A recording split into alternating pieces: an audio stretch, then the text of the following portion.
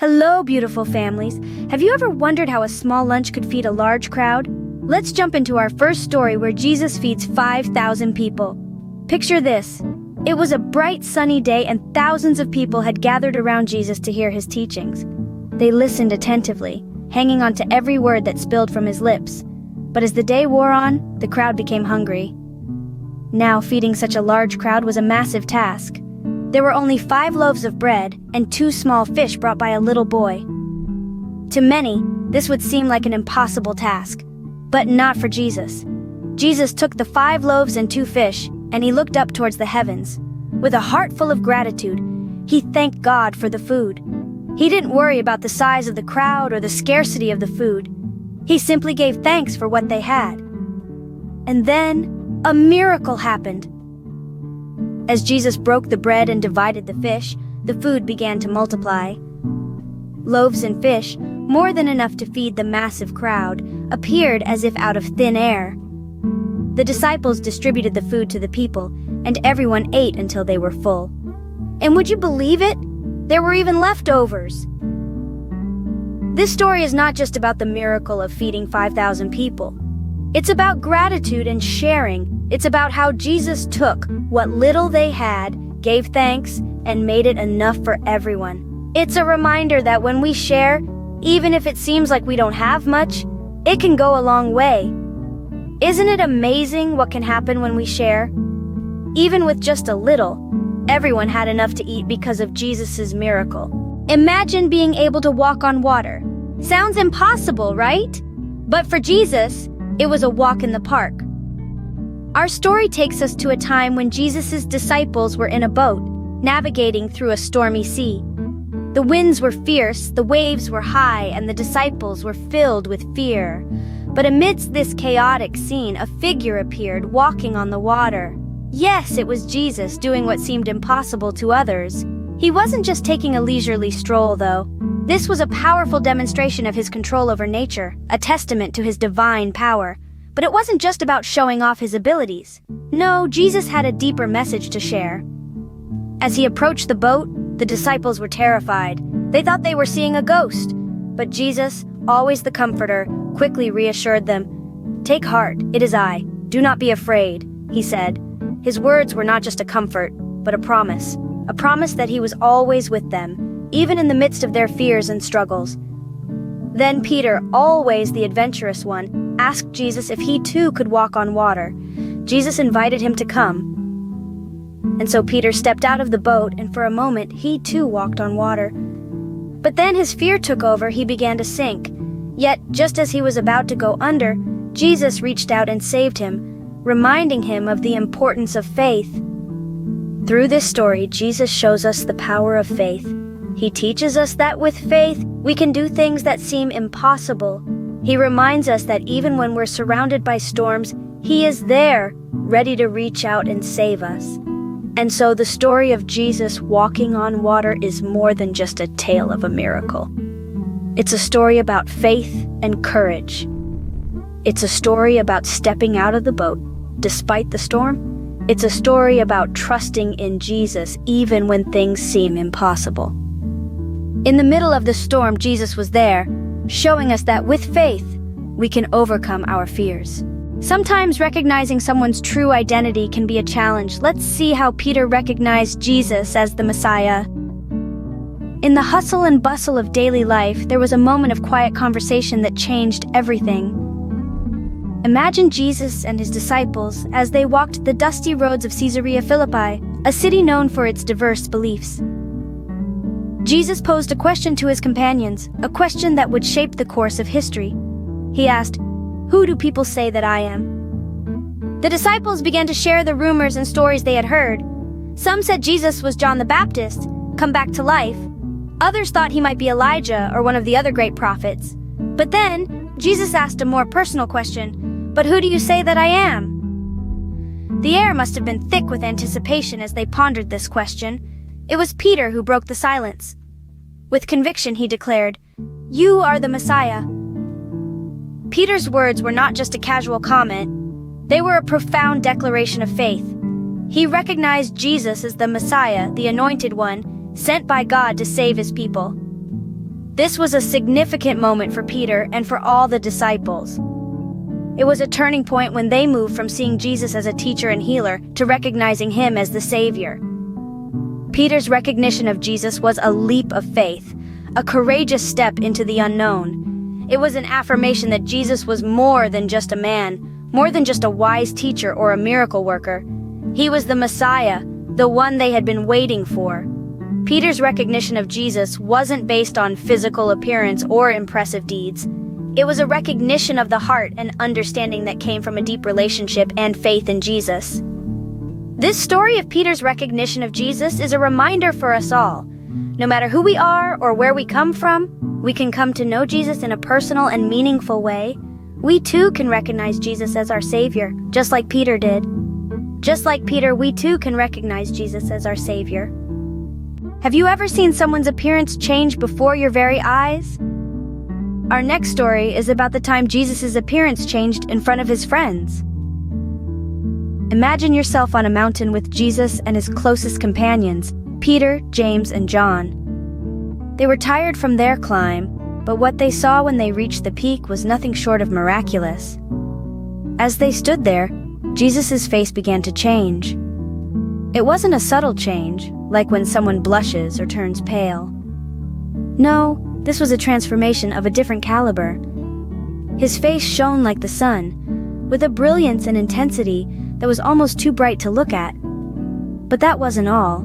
His clothes, which were typical of the time, simple and unremarkable, began to change too. They became as white as light, gleaming with an otherworldly radiance. It was as if Jesus was clothed in pure, dazzling sunlight. Now, if you think that's astonishing, wait until you hear what happened next. Suddenly, two figures appeared and started talking to Jesus.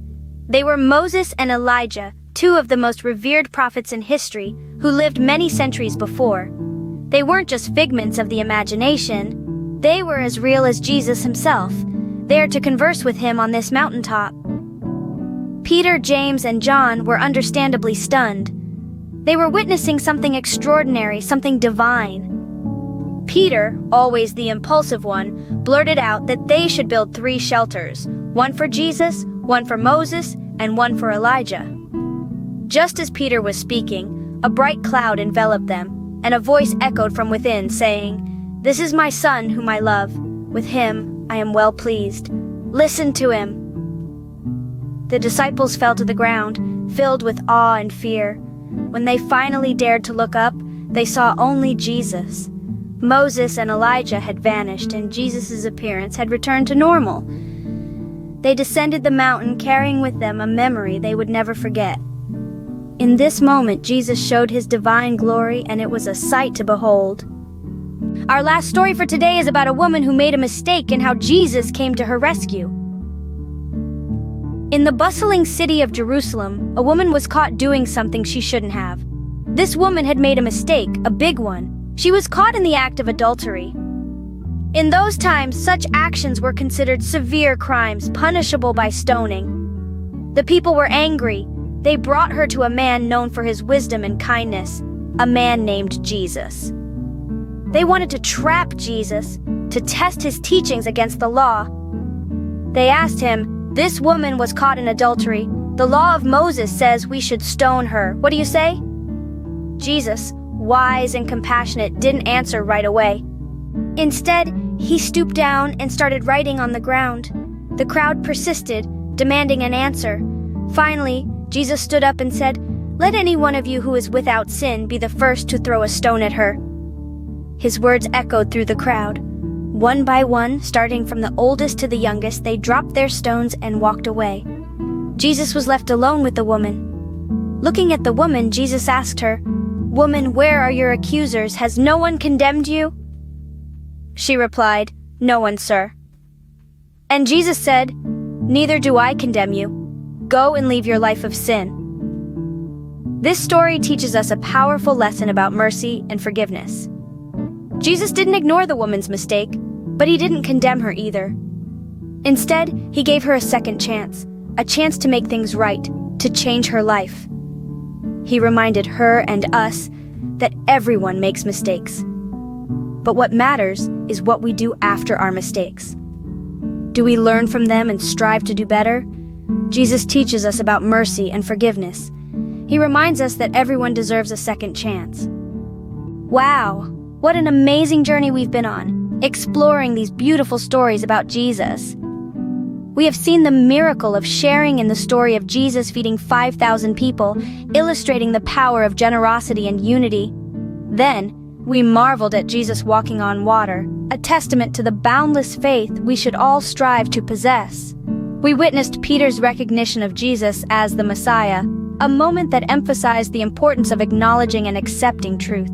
In the transfiguration of Jesus, we experienced a glimpse of divine glory, reminding us of the spiritual realm that exists beyond our earthly lives. Finally, we delved into the story of Jesus rescuing a woman caught in adultery, a powerful lesson in forgiveness and compassion.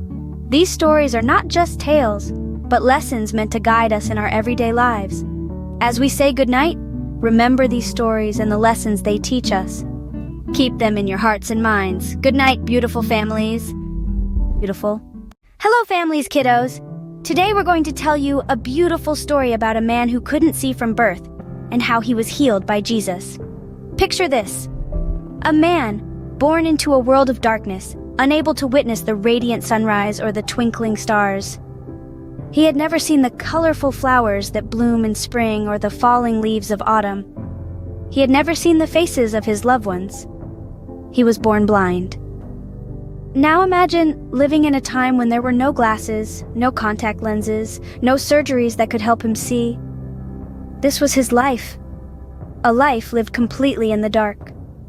But one day, everything changed.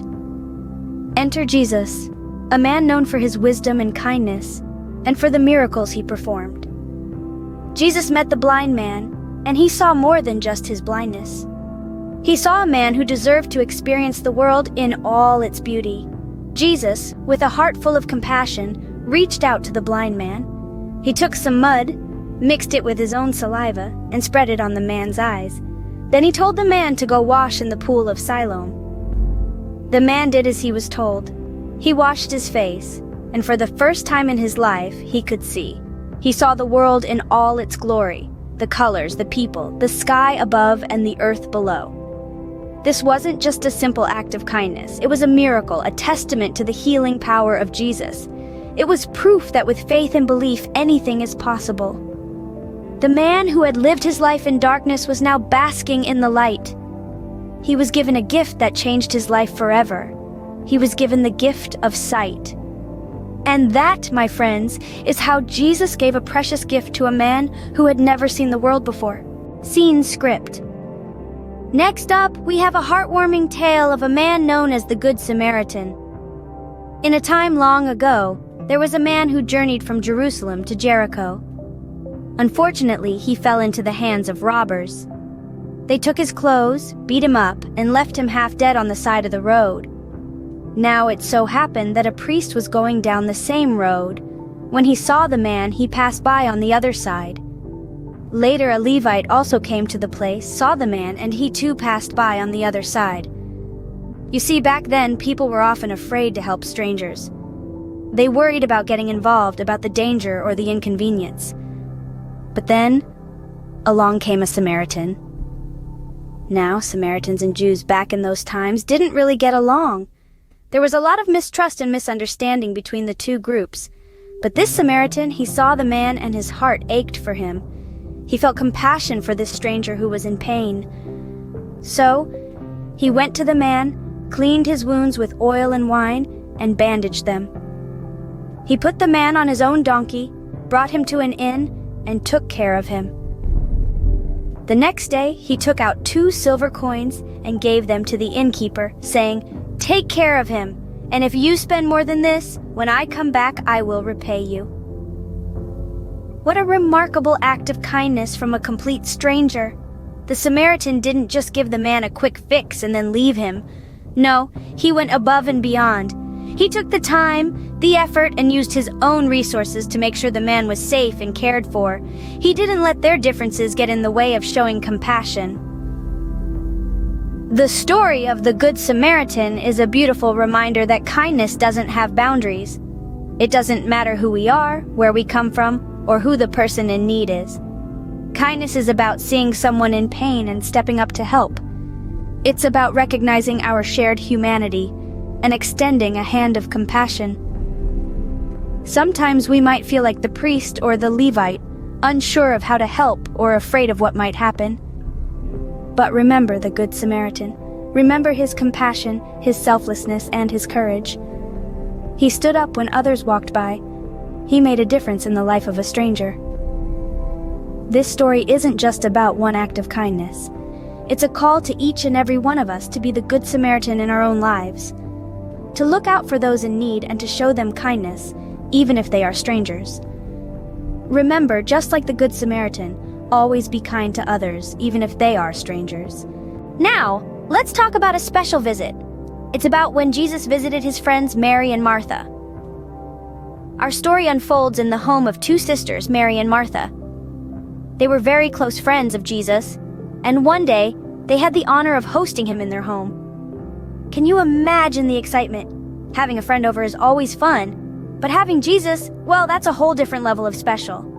Martha, being the elder sister, took it upon herself to ensure everything was perfect. She busied herself with the preparations, cleaning, and cooking. She wanted to make sure that Jesus had the best time at their home. On the other hand, Mary, the younger sister, chose a different approach. Instead of getting caught up in the hustle and bustle, she decided to sit at Jesus' feet, listening to his words, absorbing his teachings. She wanted to make the most of this precious time with Jesus. Now Martha, in all her worry and busyness, noticed Mary sitting and listening to Jesus instead of helping her. She wasn't too pleased about this. So she went to Jesus and asked him, "Lord, don't you care that my sister has left me to do the work by myself? Tell her to help me." But Jesus responded, "Martha, Martha, you are worried and upset about many things, but few things are needed, or indeed only one. Mary has chosen what is better, and it will not be taken away from her."